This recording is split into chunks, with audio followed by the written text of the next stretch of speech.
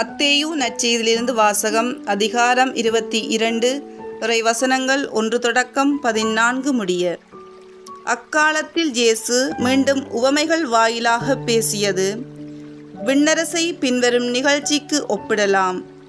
அரசர் ஒருவர் தம் மகனுக்கு திருமணம் நடத்தினார். திருமணத்திற்கு அழைப்பு பெற்றவர்களை கூட்டிக் கொண்டு வருமாறு அவர் தம் பணியாளர்களை அனுப்பினார். அவர்களோ வர விரும்பவில்லை. மீண்டும் அவர் வேறு பணியாளர்களிடம், நான் விருந்து ஏற்பாடு செய்திருக்கின்றேன், காளைகளையும் கொளுத்த கன்றுகளையும் அடித்து சமையலெல்லாம் தயாராய் உள்ளது, திருமணத்திற்கு வாருங்கள் என அழைப்பு பெற்றவர்களுக்கு கூறுங்கள் என்று சொல்லி அனுப்பினார். அழைப்பு பெற்றவர்களோ அதை பொருட்படுத்தவில்லை. ஒருவர் தம் வயலுக்கு சென்றார், வேறு ஒருவர் தம் கடைக்கு சென்றார். மற்றவர்களோ அவருடைய பணியாளர்களை பிடித்து இழிவுபடுத்தி கொலை செய்தார்கள். அப்போது அரசர் சினமுற்று தம் படையை அனுப்பி அக்கொலையாளிகளை கொன்றொழித்தார். அவர்களுடைய நகரத்தையும் தீக்கிரையாக்கினார்.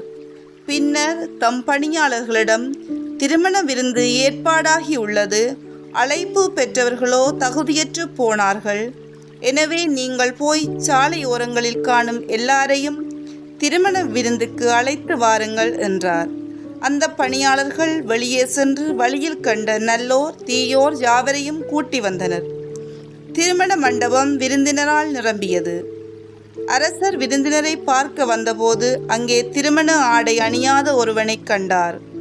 அரசர் அவனை பார்த்து, தோழா, திருமண ஆடையன்றி எவ்வாறு உள்ளே வந்தாய் என்று கேட்டார். அவனோ வாயடைத்து நின்றான்.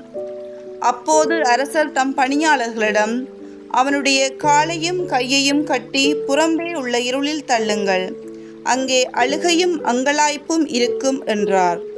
இவ்வாறு அழைப்பு பெற்றவர்கள் பலர், ஆனால் தெரிந்து கொள்ளப்பட்டவர்களோ சிலர். கிறிஸ்து வழங்கும் நற்செய்தி. கிறிஸ்துவே உமக்கு புகழ்.